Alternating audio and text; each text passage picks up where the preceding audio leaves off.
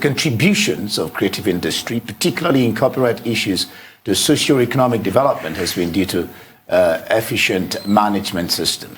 In Nigeria, this management is carried out by the Nigerian Copyright Commission, NCC. In celebration of this year's World Music Day, the Musical Copyright Society of Nigeria, MCSN, unveiled a tracking and monitoring technology tagged GoCreate App for the enhancement of copyright administration in the country. Joining us now to speak on copyright infringement in Nigeria is the CEO of the Musical Copyright Society of Nigeria, Mayo Ayilaran. Mayo, glad to have you join us. Hi, good morning there. Good. How much, well, okay, let me start there. How much is the copyright industry worth, and why the constant squabbles?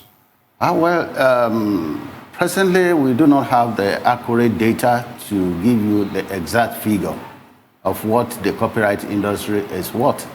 But we can tell you that the creative industry, particularly the copyright sector, is worth not less than 20% of the GDP.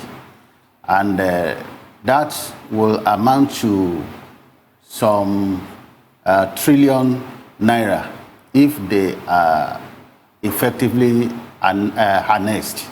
So the industry is a huge economic sector that is as big as the oil industry or any other sector you can think of. But because of the squabbles, we have not been able to really get to business to realize this. But with the recent developments, we are sure that very soon the nation will start to feel the impact of contribution of the creative industry into the national economy. By recent developments, you mean? Yes, because there are so many confusion in the industry, but that are now being settled with decisions of the courts, particularly the Supreme Court of Nigeria, the Court of Appeal, and many of the issues that people are contending with that have not been able to bring money into the industry have been settled by the court. For example, the latest was the Court of Appeal judgment, where a Federal High Court judgment awarding about 6 billion naira was confirmed in favor of the Musical Copyright Society.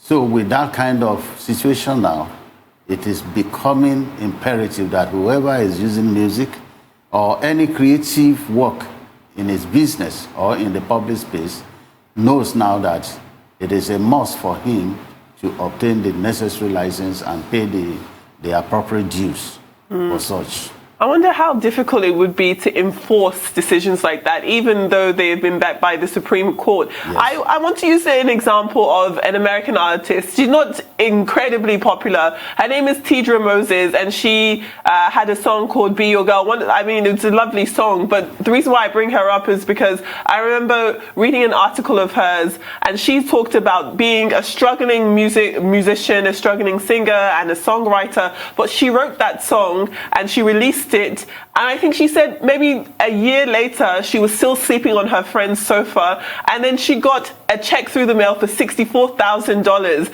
and thereafter she's been able to continue receiving royalties behind that one song that she wrote while she was struggling. So I want to put that example to Nigerian creators and find out, why is it, do you think, that they aren't living that caliber of lifestyle? Why we don't hear more stories of people really being able to make bank off of their own independent and their own original pieces of content there? When you look at the issue of right protection, it depends on the culture of the people. For example, in the United States or in the Western world, it is settled that when you are sure this is what the law says, people obey the law easily. But in this part of the world, we are still contending with the law, where an average lawyer will say, what are they asking you of? Let us go to court, we will defeat them and so on. But it is not like that in Europe and the West, because they know that the law is there. But now we are bringing that culture to bear in Nigeria. For For example, there are so many Nigerians who are earning a huge amount of money from the online exploitation of their works because of the structure that has been put in place. And this thing is gradual. And Nigeria is just catching up with the digital world. We are not there yet. We are still talking about going digital in our broadcast space. We are talking about going digital in our learning processes. And it is only when these things are fully established that we will be able now to say, okay, what rights are there for people to benefit from. And for the Nigerian artists, it is for them to wake up and look at the business side of their creativity.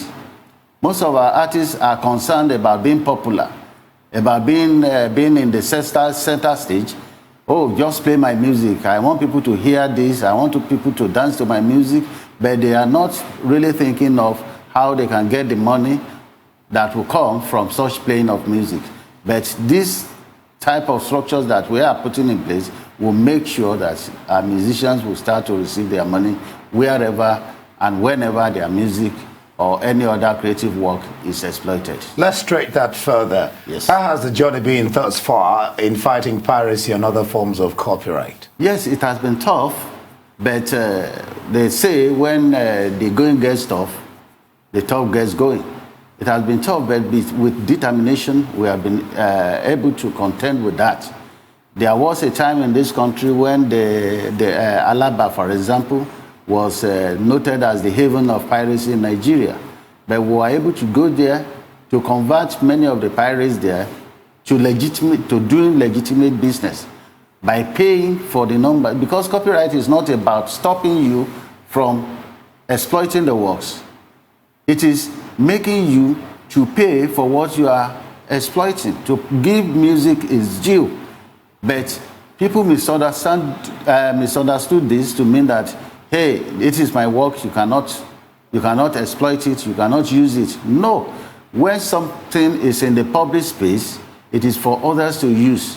If I'm to stop you from using my work that is in the public space, I must give you a good reason for you not to use it. But then it is difficult to find such reason. So the only thing that I can do is to give you the appropriate price to pay for using that work. So with piracy generally, we are getting there, and the form of piracy is changing with the technology advancement that we are seeing. Before, piracy was about illegal CDs, illegal videos, and so on and so forth. But now it has moved into the digital space. So we now have digital piracy, where many people are streaming your works without license, where many people are broadcasting your work without license, even over satellite, across so many regions of the world.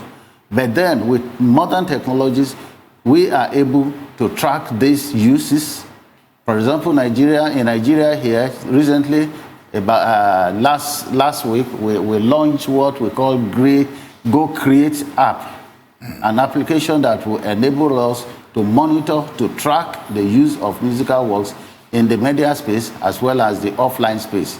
So with this, we'll be able to put piracy in check. Of course, we may not be able to eliminate it totally, but we will have been able to reduce it at least from the first year by 50%. Then gradually, we have it, the incidence to be very, very negligible. So piracy is something that will still be, has been with us, will still be with us for some time to come. And even in advanced countries, it is still there. Because when you get to all these countries, you can still buy fake CDs, you can still see people streaming music, sharing music. In fact, that is the area that is most problematic across the world. Peer-to-peer sharing of music, peer-to-peer sharing of movies. Because if I have a movie on my tablet or on my Android phone, I can share it with you or any other person without any cost, without anything to the copyright owner. But these things will be able to check or reduce in a greater level as we go along. And I'm really happy that you mentioned You mentioned that in your last answer there, because in terms of the exploitation or the use of things, there just needs to be clearer footsteps and frameworks for people to make sure that they aren't taking advantage of people's independent works. And it goes far outside the realms of music. Yes. Even if we look at the example of Google, for example, they've just enlisted a new licensing software which will allow them to pay publishers when they use their content on their web pages. So if we were to circle that back around to Nigeria and music, or the instances where people are being able to monetize off of their own intellectual properties, I wonder if, with you mentioning the GoCreate app, yes, if it's built to alleviate problems like that, if you could give us a bit more background on the GoCreate app and the problems that it's supposed to solve with its existence. Thank you very much. The GoCreate app is meant to assist us to track the use of music, whether online or offline, wherever music is used. And we hope to extend it to other areas of creativity. For example, let me take the broadcasters for instance. The broadcasting code makes it obligatory for broadcasters to keep their logs. But today we find so many of our broadcasters not keeping the logs. So if you go to them to produce the log, they don't have it. People just go into the studio, broadcast whatever they like without keeping tracks. But with the with the GoCreate app, we are able to track, to monitor, and to log to the minutes and to the seconds. No matter what you are broadcast, with the GoCreate app, we will be able to have all these things tracked, logged, monitored, and for the benefit of the owners of the rights, at the end of the day, we'll be able to analyze and know what goes to who, that is in terms of money. So with this, no musician will be able to say, oh, they play my music, but nobody credited me with anything, or they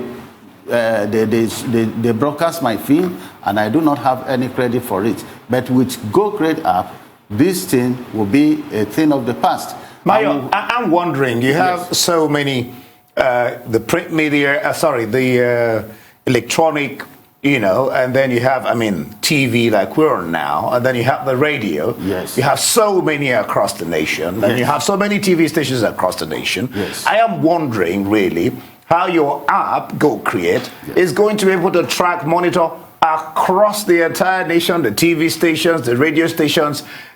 Isn't that going to be a huge challenge? Do you have that infrastructure? And it's a new one anyway. Yes, it's a new one. And it will be available on iOS, on Android. It's a Google app that every station will be able to download into their system. And once it is there, you are able, as you are doing it, the thing is tracking you and monitoring whatever you are broadcast. So it is a service that we are providing for even the broadcasters. Supposing they don't want to download it because it's going to... The law, if they don't want to download it, then they are breaking the law. Oh. Okay, so you can sue them. Even the Nigerian Broadcasting Commission can come after them because a report will be made to them. And we are even offering a service for them with this GoCreate app because the law requires the broadcaster to keep the logs of everything they broadcast anytime. And when they are not able to do this because of cost or whatever, because of lack of the appropriate technology, are putting this technology... I'm interrupting. I'm going to have to keep you on pause. So we'll get back after this break and we'll continue this discussion. We're discussing with Mayo Ayilaran, the CEO, the Musical Copyright Society of Nigeria. We're back on the morning show. Stay with us.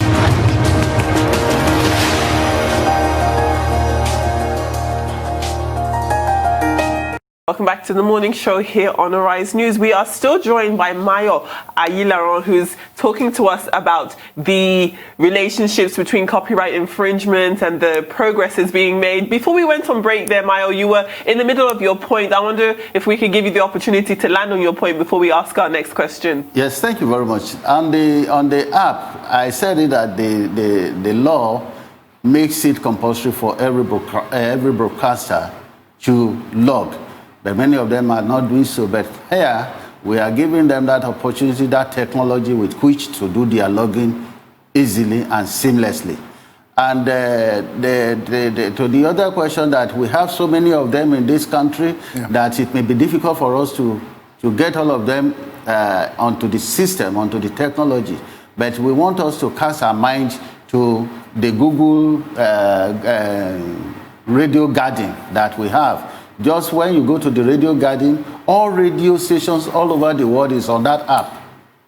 So you can be in Nigeria and be listening to a radio in Madagascar. You can be listening to a radio in Malaysia or anywhere in the world. So with that kind of technology, we believe, we know, we have that ready, that every radio station, every television station, every online station or online activity going on using any of our products or using any of our music will be captured within that GoCreate app. So that is what we want to actually, even offline, like hotels, event centers, and so on, we will be able to check in and monitor what level of our works are being used. And the other side for our own creators too is that they will be able to monitor the volume of the use of their works on any platform. For example, a musician can sit in his home and see from the GoCreate app to know that, oh, my work is being played at Radio Nigeria Enugu or Radio Nigeria Calabar or by Arise News. So they'll be able to know that and know and guess what amount of money they'll be expecting when distributions are made for them. This sounds quite interesting. Yes. So at the end of the day, we will have taken off the question of, oh, they are using my work, I'm not being paid, or I don't have enough information. So this GoCreate will give us what we know, what we are, trying to establish in this concept, which is transparency, is in the administration of copyright. Mayo, you were talking about, artists just interested only in blasting their music, recording their album and all that. And I was just wondering, what are original owners of copyright, supposed to do to make sure that their works are safe from infringement? And are they actually taking such steps, or they can't be bothered, like you were talking about, or they don't even know? Yeah. Many of them, their first instinct will be, I want to blow. They want to blow. So they don't care about the business aspect of it. They don't even have that patience to even want to learn. So the target is, I want my work to be aired on the radio, to be broadcast on the TV, to be used at nightclubs or any other places, public places. So they care less. But the first thing they ought to have done when they knew that they have this talent in them or they are going into this kind of business is, number one, to ensure that wherever that work is going to be used, they must be able to get remuneration from that. Apart from their own personal appearance. When they go out to appear personally, they will pay them appearance fee. They will pay them for their labor. It's like when you employ somebody to go and cultivate the land for you to farm. You pay him. But what of the seed that the person will plant? That is the content, that is the music. So you may have paid the man for his labor to jump up in your party, to play the guitar for you, to sing for you, but the musical work is the seed and which needs to be paid for. So these artists need to take the appropriate step by, number one, getting them copyrighted by registering them so that they can track, for example, with an organization like our own, the Musical Copyright Society.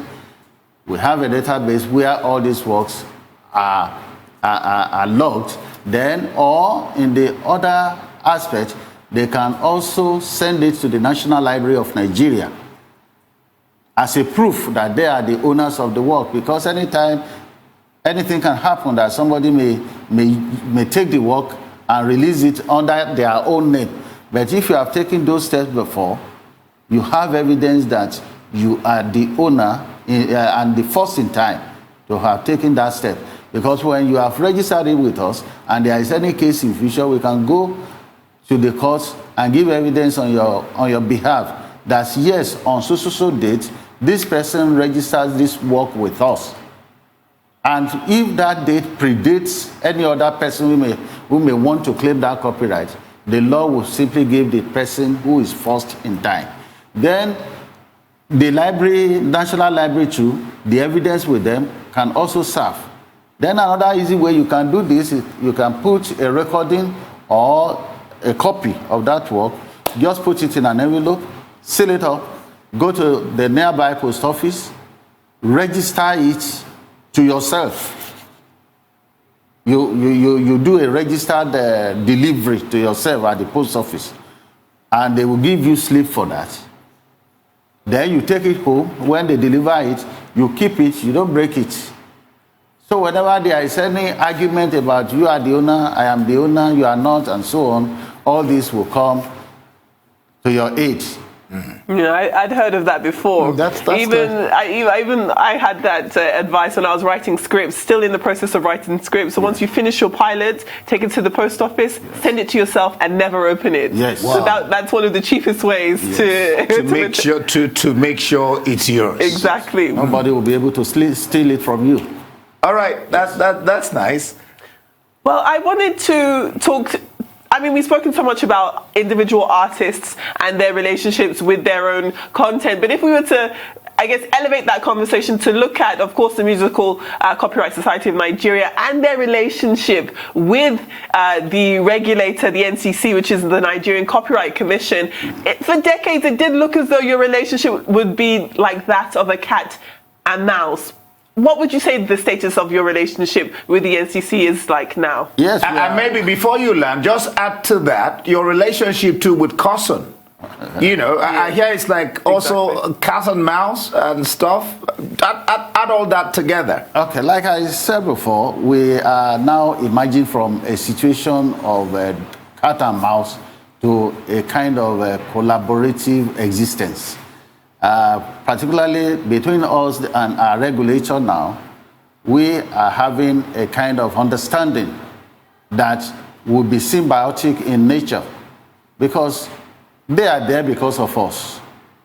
Mm-hmm. Yes, to help us to achieve the purpose of the law, which is to take our creators out of poverty and to get for them their dues from those exploiting their works.